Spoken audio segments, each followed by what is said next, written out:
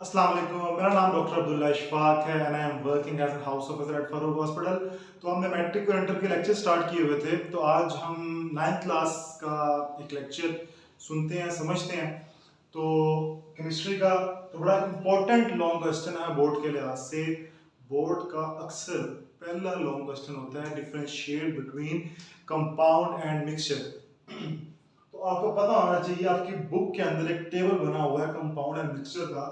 तो मैंने काफी शॉर्ट करके, अगर आप इन्हीं पॉइंट्स को याद कर लेंगे तो आप बुक में एग्जाम में लिख सकते हैं, इसको कंप्लीट कर सकते हैं। तो शॉर्ट फॉर्म है उसकी समझने के लिए और याद करने के लिए। तो let us start from the beginning. तो पहला पॉइंट क्या है कि कंपाउंड क्या होता है। तो आपको पता होना चाहिए कंपाउंड क्या होता है। Compound is form by the chemical combination of atoms of an element. तो कंपाउंड कब बनता है कि जब आप डिफरेंट एलिमेंट्स के एटम्स को आपस में कंबाइन करते हैं, जब उसकी केमिकली कॉम्बिनेशन होती है। फॉर एग्जांपल, अगर दो ऑक्सीजन के एटम है और एक हाइड्रोजन का एटम है, जब वो केमिकली कंबाइन होंगे तो वाटर का मॉलिक्यूल बनेगा विच इज अ कंपाउंड।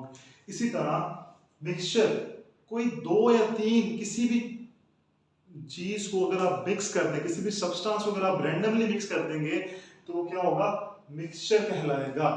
इसी तरह कंपाउंड, जब आप कंपाउंड को बनाते हैं तो जब आप कोई भी दो या तीन सब्सटेंसेस को कंबाइन करते हैं केमिकली, तो जो उसके कॉन्स्टिट्यूएंट्स हैं, कॉन्स्टिट्यूएंट्स कहते हैं कि जिस चीज से मिलके वो कंपाउंड बन रहा है, तो जब कंपाउंड बन जाएगा तो उन कॉन्स्टिट्यूएंट्स की आइडेंटिटी खत्म हो जाएगी, यानी उन कॉन्स्टिट्यूएंट्स की जो केमिकल और फिजिकल प्रॉपर्टीज थी वो लूज कर देंगे। अब एक कंपाउंड की केमिकल और फिजिकल प्रॉपर्टीज होंगी, यानी कि अगर आपके पास मैं एग्जांपल लिखता हूं H2 2H2 plus O2 2H2O। For example आपके पास हाइड्रोजन गैस है। फॉर एग्जांपल एक प्रॉपर्टी देख लेते हैं हम कि हाइड्रोजन भी गैसियस फॉर्म में गैस होती है, इसकी गैसियस स्टेट है और इसकी भी क्या है, गैसियस स्टेट है। यानी कि रिएक्टेंट्स के अंदर दोनों की गैसियस स्टेट है, लेकिन जब ये कंपाउंड बना देंगे तो जो वाटर बनेगा वो लिक्विड फॉर्म में बनेगा। अब हुआ क्या कि देखें, जब कंपाउंड बन जाएगा तो वो लिक्विड फॉर्म में आ गया, तो जो कॉन्स्टिट्यूएंट्स थे यानी कि हाइड्रोजन ऑक्सीजन, उन्होंने अपनी आइडेंटिटी लूज कर दी, अपनी स्टेट ही उन्होंने लूज कर दी, यानी कि जो प्रॉपर्टीज उनकी थी वो अब नहीं रहेंगी। तो ये बड़ी अच्छी एग्जांपल मैंने आपको बताई है। दूसरा, फिक्स कंपोजिशन बाय मास होती है कंपाउंड की। अच्छा, पहले इसकी देख लेते हैं। मिक्सचर को जब आप मिक्स करते हैं तो मिक्सचर अपने आइडेंटिटी लूज नहीं करता। फॉर एग्जांपल, आपके पास एक पानी का ग्लास है, उसके अंदर आप few drops of ink add कर दें तो वो उतने की उतनी ही रहेगी। कॉन्स्टिट्यूएंट्स की प्रॉपर्टी यानी इंक की प्रॉपर्टीज वही रहेंगी और वाटर की प्रॉपर्टीज भी वही रहेंगी after the mixing of a substance, after the formation of mixture. तो ये दो पॉइंट्स हो गए। फिर तीसरा पॉइंट देखते हैं। कंपाउंड की फिक्स कंपोजिशन होती है बाय मास। किस तरह, मैंने आपको बताया था पिछले लेक्चर के अंदर भी, आपके पास H2O है तो हाइड्रोजन ऑफ 2 और ऑक्सीजन 16, तो 1:8। 1:8 की कंपोजिशन होती है बाय मास वाटर की। तो जितने भी वाटर के कंपाउंड्स हैं मॉलिक्यूल, उनके अंदर 1:8 फिक्स कंपोजिशन होगी एटम्स की, जबकि मिक्सचर के अंदर फिक्स कंपोजिशन बाय मास नहीं होती। अगला पॉइंट, कंपाउंड जब एक दफा बन जाए chemical combination of atoms of element से, तो उसको आप फिर फिजिकल मेथड से सेपरेट नहीं कर सकते, जबकि मिक्सचर को आप फिजिकल मेथड से सेपरेट कर सकते हैं। मैंने पिछले लेक्चर में बताया था वो कौन कौन से फिजिकल मेथड्स हैं, इवेपोरेशन, क्रिस्टलाइजेशन, मैग्नेटाइजेशन, डिस्टिलेशन। तो हमने पढ़े थे मेथड्स। तो उसको आप, इसके कॉन्स्टिट्यूएंट्स को आप दोबारा सेपरेट कर सकते हैं, जबकि कंपाउंड्स के कॉन्स्टिट्यूएंट्स को सेपरेट नहीं कर सकते। अगला पॉइंट है, फिफ्थ पॉइंट इज कि कंपाउंड को रिप्रेजेंट करने के लिए एक स्पेसिफिक केमिकल फॉर्मूला होता है। एक केमिकल, जिस तरह के H2O मैंने अभी लिखा, H2O इसका केमिकल फॉर्मूला है, जबकि आप अगर वाटर के अंदर इनके ड्रॉप्स ऐड कर देंगे तो उसका केमिकल फॉर्मूला नहीं होगा, उसको हम रिप्रेजेंट नहीं करते किसी भी केमिकल फॉर्मूला से।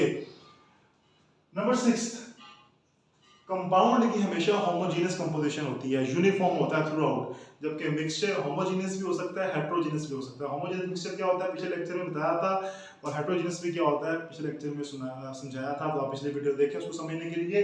और लास्ट पॉइंट है कि कंपाउंड का जो मेल्टिंग और बॉइलिंग पॉइंट है वो फिक्स होता है और शार्प होता है, क्योंकि उसके अंदर जो इंटरमोलिक्यूलर फोर्सेस हैं और इंटरमोलिक्यूलर बॉन्डिंग है वो बहुत स्ट्रॉन्ग होती है। उसको तोड़ना आसान नहीं है, ब्रेक करना मुश्किल है, बहुत ज़्यादा टेम्परेचर चाहिए उसको बॉयल करने के लिए और मेल्ट करने के लिए। इस वजह से हाई मेल्टिंग और बॉइलिंग पॉइंट होगा। जबकि मिक्सचर जो है जिसकी आपस में मिक्सिंग बड़ी लूज इंटरमोलिक्यूलर फोर्सेस से होती है तो उसको तोड़ना आसान है। इस वजह से बड़ी आसानी से आप मिक्सचर को लो मेल्टिंग और बॉइलिंग पॉइंट होगा। तो this is how you can differentiate between compound and mixture. Very very important long question. आप अगर ये पॉइंट्स याद कर लेंगे तो आप इसको अच्छी तरीके से बोर्ड में लिख सकते हैं। उसके बाद आपके पास अगला टॉपिक है एटॉमिक नंबर और मास नंबर। बहुत इंपॉर्टेंट, समझने के लिहाज से बच्चों को ये बेसिक चीज़ें ही नहीं आ रही होती। तो 9th क्लास के अंदर ये जो छोटी छोटी चीज़ें हैं, atomic number, mass number, atom का स्ट्रक्चर क्या होता है, यही बच्चे समझ लें तो चीज़ों को समझ सकते हैं, क्योंकि उनका माइंड अभी डेवलप हो रहा होता है। वो भी केमिस्ट्री में नए नए आते हैं, पहला पहला चैप्टर होता है, तो उनको यही नहीं पता होता कि एटॉमिक नंबर क्या होता है, मास नंबर क्या होता है। तो ये चीज़ें आना बड़ी ज़रूरी हैं। तो मैं सबसे पहले आपको बताता हूँ कि एटम का स्ट्रक्चर क्या होता है। ये मैं हर लेक्चर में कहीं ना कहीं आपको बताता रहूँगा ताकि बच्चों को पता तो हो कि एटम होता क्या है, उस प्रोटॉन्स कहाँ पे होते हैं, न्यूट्रॉन्स कहाँ पे होते हैं, इलेक्ट्रॉन्स कहाँ पे होते हैं। तो this is the structure of atom. Atom के अंदर एक शेल होगा और उसके इर्द एटम के अंदर एक न्यूक्लियस होगा और उसके इर्द गिर्द क्या होगा, शेल्स होंगे। चैप्टर 2 के अंदर मैं काफी डिटेल्ड स्ट्रक्चर पढ़ाऊंगा जब मैं इलेक्ट्रॉनिक कॉन्फ़िगरेशन के बारे में बताऊंगा आपको। तो सबसे पहले पता होना चाहिए कि एटम के अंदर एक न्यूक्लियस होता है और उसके इर्द गिर्द शेल्स होते हैं। तो न्यूक्लियस के अंदर एटम के 3 फंडामेंटल पार्टिकल्स हैं जो कि इलेक्ट्रॉन, प्रोटॉन और न्यूट्रॉन है। न्यूक्लियस के अंदर क्या होंगे, प्रोटॉन और न्यूट्रॉन होंगे, जबकि शेल के अंदर इलेक्ट्रॉन्स होते हैं। मैंने यहाँ पे दिखाया हुआ आपको, प्रोटॉन के ऊपर पॉजिटिव चार्ज होता है जबकि न्यूट्रॉन जो है वो न्यूट्रल होते हैं और इलेक्ट्रॉन्स पे नेगेटिव चार्ज होता है। आगे चैप्टर 2 हमने पढ़ना है डिटेल से इसी के बारे में।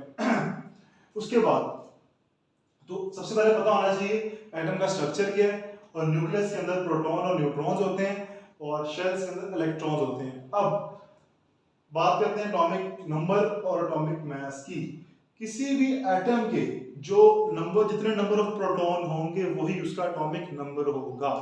किसी भी एटम के जितने नंबर ऑफ प्रोटॉन होंगे वही उसका एटॉमिक नंबर होगा और उसको रिप्रेजेंट करते हैं Z से। किसी भी एटम के अगर नंबर ऑफ प्रोटॉन्स और नंबर ऑफ न्यूट्रॉन्स को ऐड कर दिया जाए तो वो उसका एटॉमिक मास कहलाएगा। आपने एक और चीज याद रखनी है कि हमेशा किसी भी एटम के नंबर ऑफ प्रोटॉन और नंबर ऑफ इलेक्ट्रॉन्स बराबर होते हैं, लेकिन चार्ज ऑपोजिट होता है। अगर 6 कार्बन के प्रोटॉन है तो उसके 6 ही इलेक्ट्रॉन्स होंगे, लेकिन उसके चार्ज डिफरेंट होगा। प्रोटॉन पे पॉजिटिव चार्ज जबकि इलेक्ट्रॉन पे नेगेटिव चार्ज। तो अच्छा, अब एटॉमिक मास निकालने का तरीका कि आप नंबर ऑफ प्रोटॉन और नंबर ऑफ न्यूट्रॉन्स को ऐड कर दें तो आपके पास क्या आ जाएगा, एटॉमिक मास या मास नंबर। और उसको रिप्रेजेंट किसे करते हैं, कैपिटल ए से। तो क्या फार्मूला होगा, capital A is equal to Z which is atomic number plus N which is neutron number. तो A is equal to Z plus N, ये आपके पास फार्मूला आ जाएगा मास नंबर निकालने का। Atomic mass and mass number एक ही चीजें हैं। अब आपकी बुक में इसके बाद एक टेबल बना हुआ है जिसके अंदर आपके जो बेसिक एलिमेंट्स हैं, बेसिक एटम्स हैं, उनके नंबर ऑफ प्रोटॉन और नंबर ऑफ न्यूट्रॉन के बारे में बताया हुआ है। आपने वो याद कर लेने हैं, आपको आने चाहिए। अब जिस तरह कार्बन है, कार्बन के अंदर प्रोटॉन कितने हैं, 6 और न्यूट्रॉन कितने हैं, 6। तो कार्बन के अगर प्रोटॉन 6 है तो कार्बन का एटॉमिक नंबर क्या होना चाहिए, 6 ही होना चाहिए। और कार्बन के अंदर अगर न्यूट्रॉन 6 है और प्रोटॉन 6 है तो कार्बन का मास नंबर कितना होना चाहिए, 12 होना चाहिए। तो ये आपने याद कर लेने हैं और इससे आप एटॉमिक नंबर और मास नंबर निकाल सकते हैं। इसके बाद आपकी बुक के अंदर एक न्यूमेरिकल दिया हुआ है इसी टॉपिक से रिलेटेड, जो कि बहुत ही इंपॉर्टेंट शॉर्ट क्वेश्चन है और ये बोर्ड में पूछा जाता है। यूरेनियम के बारे में बताया हुआ है, उसने कहा है कि यूरेनियम का मास नंबर है 238 जबकि एटॉमिक नंबर 92। तो बताएं कि इसके नंबर ऑफ प्रोटॉन्स कितने होंगे और नंबर ऑफ न्यूट्रॉन्स कितने होंगे। तो आप कैलकुलेट कर सकते हैं, सिंपल है। मैं आपको बताया था कि जो एटॉमिक नंबर है वही नंबर ऑफ प्रोटॉन होते हैं। तो नंबर ऑफ प्रोटॉन सिंपली 92 आ गए, P is equal to 92 आ गया। अब नंबर ऑफ न्यूट्रॉन निकालें, फार्मूला ऊपर लिखा हुआ है, आप कैलकुलेट कर सकते हैं। A is equal to Z plus M। A कितना दिया हुआ है हमारे पास, 238। z कितना है 92, n आपने फाइंड करना है, इधर आके माइनस हो जाएगा 238 minus 92 is equal to n, तो क्या आंसर आ जाएगा आपके पास n is equal to 146। So number of neutrons are 146, बहुत इंपॉर्टेंट न्यूमेरिकल है 9th क्लास का बोर्ड के लिहाज से। तो नंबर ऑफ प्रोटॉन कितने आपके पास आ गए 92 और नंबर ऑफ न्यूट्रॉन कितने आ गए आपके पास 146। तो ये था एटॉमिक नंबर और मास नंबर के हवाले से। नेक्स्ट लेक्चर के अंदर हम बड़े इंपॉर्टेंट लॉन्ग क्वेश्चंस पढ़ने जा रहे हैं। आपने हर लेक्चर को स्टेप बाय स्टेप सुनना है, अपना कॉन्सेप्ट क्लियर करना है और आपने अच्छे तरीके से टॉपिक को समझना है। तो इंशाल्लाह नेक्स्ट वीडियो में हाजिर होंगे नेक्स्ट लेक्चर के साथ, नेक्स्ट टॉपिक के साथ। अगर आपको लेक्चर समझ आया है तो इस वीडियो को लाइक करें, शेयर करें, हमारे चैनल को सब्सक्राइब करें। तब तक के लिए अल्लाह हाफिज़।